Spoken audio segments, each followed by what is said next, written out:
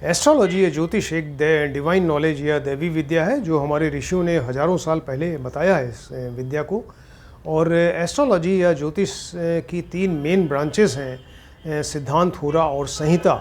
जो third branch संहिता ज्योतिष हमने आपको बताया, इसी को मुंडेन एस्ट्रोलॉजी भी कहते हैं। तो इसी के बारे में डिस्कशन चल रहा है आजकल।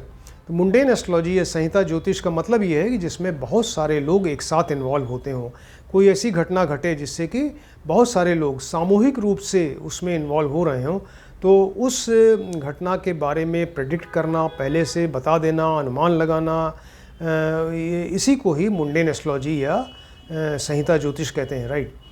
तो मुंडेन एस्ट्रोलॉजी से रिलेटेड बहुत सारे हम आपको टॉपिक्स कवर कर चुके हैं। आज जो टॉपिक है वो है मूल्यवान रत्नों के बारे में बताएंगे। मूल्यवान रत्न यानी जो प्रेशस जेम्स होते हैं, प्रेशस स्टोन्स होते हैं।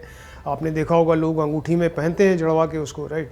तो ये जो प्रेशस जेम्स हैं, स्टोन्स हैं, तो इनके बारे में बताएंगे कि इनके दाम कभी बढ़ जाते हैं, कभी कम हो जाते हैं। तो इसके बारे में भी ऋषियों ने या ज्योतिषाचार्यों ने बताया है कि कुछ ऐसे योग बनते हैं जिसकी वजह से इनका दाम बढ़ जाता है, कभी दाम कम हो जाता है।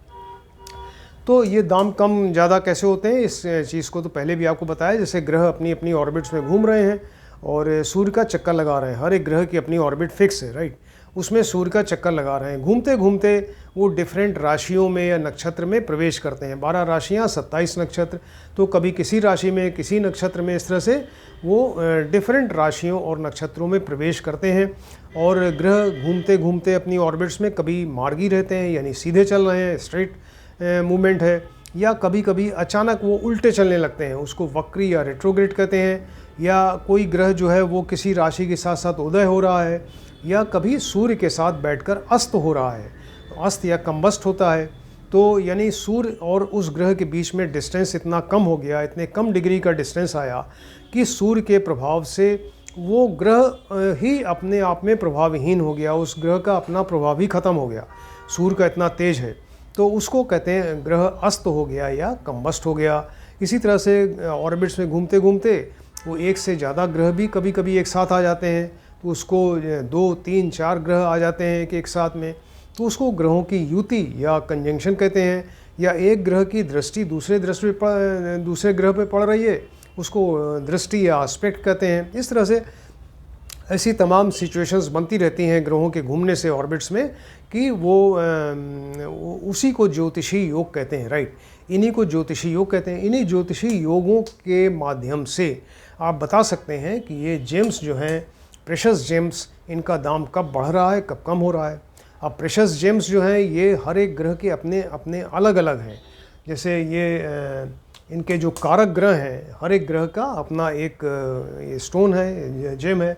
जैसे सूर्य के लिए माणिक है, चंद्रमा का जो कारक ग्रह है वो कारक जेम है वो मोती है, मंगल के लिए मूंगा है, बुध के लिए पन्ना है, बृहस्पति के लिए पुखराज है, शुक्र के लिए हीरा, शनि के लिए नीलम, और राहु के लिए गोमेद, और केतु के लिए लहसुनिया एक स्टोन होता है, ये पहना जाता है, राइट। इसको अंगूठी में जड़वा के पहनते हैं, और एक इसकी फिक्स फिंगर होती है, उसी में ही पहनते हैं, राइट। तो ये मूल्यवान रत्न जो है, इनके कारक ग्रह आपको बताया कि हर एक ग्रह के अपने अपने एक ये इस तरह से इनके वो होते हैं, जेम्स होते हैं, प्रेशस स्टोन्स, राइट। अब ये कीमती रत्नों के मूल्य में वृद्धि कैसी होगी। जो ज्योतिषी योग बने, तमाम बनते हैं, तो उन योगों को देख के आप बता सकते हैं कि इन प्रेशस स्टोन्स या जेम्स का दाम बढ़ने वाला है। तो इसको देखने के लिए तमाम ज्योतिषी योग हैं, कुछ आपको बताते हैं। जैसे यदि मंगल का गोचर मेष राशि में हो जाए, मंगल जो है उसका गोचर ट्रांजिट मेष राशि, मंगल की अपनी 2 राशियां हैं, 1 नंबर 8 नंबर, तो मेष राशि में ये मूल त्रिकोण का हो जाता है, राइट। तो मेष राशि में अगर ये मंगल आएगा तो उस समय जो ये मूल्यवान रत्न हैं इनके दाम बढ़ेंगे। यदि मंगल गोचर में सिंह राशि में आ जाए, मंगल जो है गोचर में अगर सिंह राशि मतलब सूर्य की राशि में आ गया, तो तब भी ये जेम्स का दाम बढ़ेगा, राइट। यदि मंगल गोचर में सिंह राशि में आ जाए, सिंह राशि बताया आपको, सूर्य की राशि में अगर आ जाए तो जेम्स का दाम बढ़ेगा।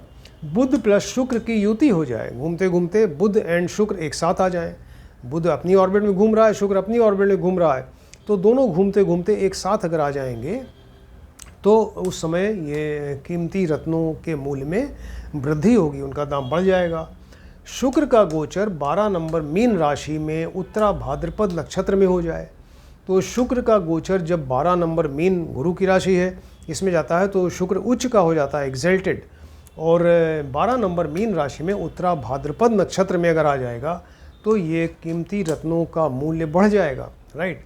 इसी तरह बताया कि नव संवत्सर में चंद्रमा नीरसेश बने। नव संवत्सर कुंडली हम आपको पहले बता चुके हैं, कुछ दिनों पहले इसका पूरा मुंडेन एस्ट्रोलॉजी में हमने बताया आपको कि नव संवत्सर कुंडली में, राइट, तो उसमें ब्रह्मांड में 10 पदाधिकारी बनाए जाते हैं, और जैसे ब्रह्मांड में कैबिनेट बनती है, गवर्नमेंट होती है, उसकी अपने कैबिनेट होती है, उसी तरह से ब्रह्मांड में भी एक कैबिनेट बनती है, और हर एक ग्रह जो है वो कुछ डिफरेंट पोस्ट के ऊपर उसको पोस्ट किया जाता है, यानी उस नव संवत्सर उस वर्ष का वो ग्रह जो है एक पर्टिकुलर पोस्ट होल्ड करेगा। तो नव संवत्सर में अगर चंद्रमा नीरसेश बने, नीरसेश क्या है? नीरसेश का मतलब ये है कि जिस दिन सूर्य मकर राशि में प्रवेश करे, जिस दिन सूर्य मकर राशि, शनि की राशि है मकर राशि 10 नंबर, तो जिस दिन सूर्य मकर राशि में प्रवेश करते हैं, ये जनरली 14 जनवरी होता है, माघ का महीना, तो जिस दिन सूर्य मकर राशि में प्रवेश करते हैं तो उस दिन जो वार होता है, सप्ताह का वार, सोमवार, मंगलवार, बुधवार, इस तरह से, तो उस दिन के वार का स्वामी जो है वही नीरसेश बनता है। जिस दिन सूर्य मकर राशि में प्रवेश करते हैं उस दिन के वार का स्वामी नीरसेश होता है, और जनरली ये 14 जनवरी और या माघ के महीने में होता है, राइट। तो अगर कह रहा है कि नव संवत्सर में अगर चंद्रमा नीरसेश बन जाए तो ये जेम्स का दाम बढ़ जाएगा। इसी तरह अगर नव संवत्सर में मंगल नीरसेश बन जाए, मंगलवार हो उस दिन, तो ये जो है वो ये इसका जेम्स का दाम बढ़ेगा। तो ये इतने सारे योग आपको बताए जिसमें कि जेम्स के दाम बढ़ते हैं। अब ये कुछ और योग हैं जिसमें कि जेम्स के दाम कम भी होते हैं, तो आप पहले से ही अगर आपको आइडिया है तो आप पंचांग में देख लीजिए कि ये जेम्स के दाम कब बढ़ने वाले हैं, कब कम होने वाले हैं, राइट। तो कीमती रत्नों के मूल्य में कमी के कुछ योग हैं, जैसे सूर्य मेष राशि में उच्च का हो जाए। सूर्य जो है ये मंगल की राशि है मेष राशि, तो इसमें ये अगर जाता है तो सूर्य वहाँ उच्च का एग्जल्टेड हो जाता है, यानी सूर्य बहुत बढ़िया फल देगा, तो उस समय ये जो रत्न हैं इनके दाम कम हो जाएंगे। तो सूर्य मेष राशि में पहुँच के जब उच्च का हो जाता है एग्जल्टेड, तो उसके रत्नों के मूल्य में कमी आती है। इसी तरह बुध 3 नंबर या 6 नंबर राशि में हो, गोचर ट्रांजिट करते करते वो 3 नंबर मिथुन राशि, इनकी अपनी राशि है बुध की, या 6 नंबर कन्या राशि, ये भी अपनी बुध की राशि है, तो 3 नंबर मिथुन या 6 नंबर कन्या राशि में होगा तो ये रत्नों के मूल्य में कमी आ जाएगी। बुध कन्या राशि में उच्च का हो जाए, राइट, बुध जो है वो कन्या राशि में उच्च का हो जाए। बुध ही एक ऐसा प्लैनेट है जिसकी एक राशि, 2 राशियां हैं, मिथुन और कन्या। कन्या राशि में ये स्वग्रही भी होता है, मूल त्रिकोण भी होता है और उच्च का भी होता है। अगर 0 से 15 डिग्री का है कन्या राशि में तो ये उच्च का होता है, 15 से 20 डिग्री है तो मूल त्रिकोण होता है, और 20 से 30 डिग्री अगर है तो ये स्वग्रही होता है, राइट। तो बुध अगर कन्या राशि में 0 से 15 डिग्री यानी उच्च का हो गया एग्जल्टेड, तो ये कीमती रत्नों का मूल्य कम हो जाएगा, राइट। इसी तरह शुक्र यदि मार्गी हो, यानी शुक्र अपनी ऑर्बिट में घूम रहा है और वो वक्री उल्टा नहीं चल रहा है, सीधा चल रहा है, तो शुक्र यदि अपनी ऑर्बिट में मार्गी है तो ये रत्नों के मूल्य में कमी होती है।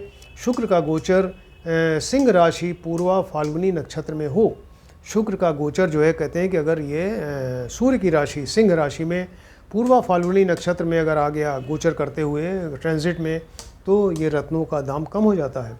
शनि का गोचर कन्या राशि में 6 नंबर राशि में हो तब भी ये दाम कम होता है। शनि का गोचर 10, 11 या 7 नंबर की राशि में हो, 10, 11 इनकी अपनी राशि है, मकर और कुंभ राशि, 10 मकर 11 कुंभ, और 7 नंबर शुक्र की राशि तुला राशि।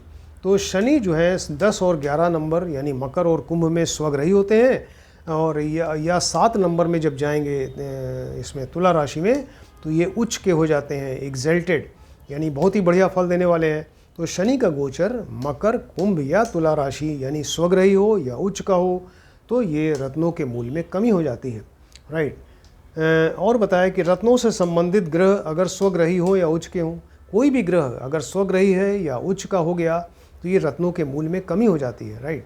जैसे ये सूर्य है मान लीजिए, तो सूर्य जो है वो इसकी अपनी स्वराशि 5 नंबर है, तो सूर्य अगर अपनी सिंह राशि में जाएगा तो ये दाम में कमी होगी, मूल्य रत्नों के मूल्य में कमी हो जाएगी। या सूर्य उच्च का हो गया मेष राशि में तो ये दाम कम हो जाएगा। चंद्रमा की स्वराशि क्या है? कर्क राशि, अगर कर्क राशि में चंद्रमा जाएगा तो दाम कम होगा ये रत्नों का।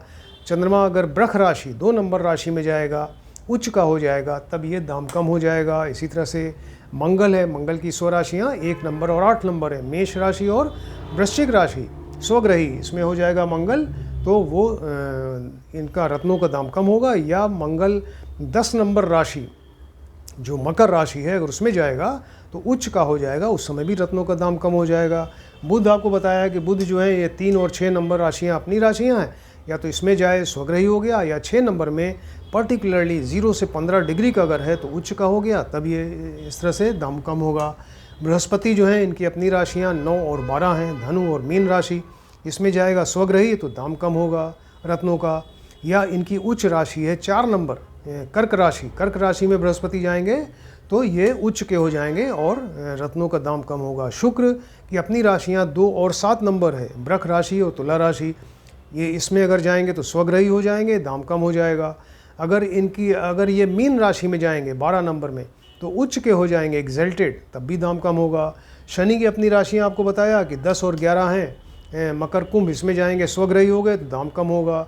7 नंबर में जाएंगे इसमें तुला राशि में तो इस समय वो उसमें उच्च के हो जाएंगे और ये रत्नों का दाम कम हो जाएगा, राइट। और राहु और केतु जो है इनकी अपनी कोई राशि नहीं होती है, राहु जो है उच्च के होते हैं 2 नंबर और 3 नंबर की राशि में, यानी वृष राशि और मिथुन राशि में उच्च के हो जाते हैं। और केतु जो है वो 8 नंबर 9 नंबर यानी वृश्चिक और धनु राशि में ये उच्च के हो जाते हैं। जब इसमें पहुँचेंगे तो ये उस समय भी दाम कीमती रत्नों के मूल्य में कमी आ जाएगी, राइट। ये कितनी इम्पॉर्टेंट चीज़ बताई है ऋषियों ने और ज्योतिषाचार्यों ने, कितनी इन्फॉर्मेटिव चीज़ है कि आप ये रत्न खरीदने जा रहे हैं तो पहले ही अगर आपको आइडिया है पंचांग में देख लीजिए कि क्या पोजीशन है। अगर ये इस तरह के योग हैं तो ये दाम बढ़ने वाला है, बढ़ा हुआ दाम है। अगर इस तरह के योग हैं तो दाम उस समय कम होना चाहिए, राइट। तो इसको आप ध्यान से देखें, स्टडी करिए। किसी ने अगर हमारा चैनल सब्सक्राइब नहीं किया है तो काइंडली सब्सक्राइब करें। सब्सक्राइब करने से आप हमारे वीडियोस देखेंगे और सारे वीडियोस आपको दिखाई देंगे उसमें, और फिर आप उसको ध्यान से देखें, स्टडी करिए। Thank you.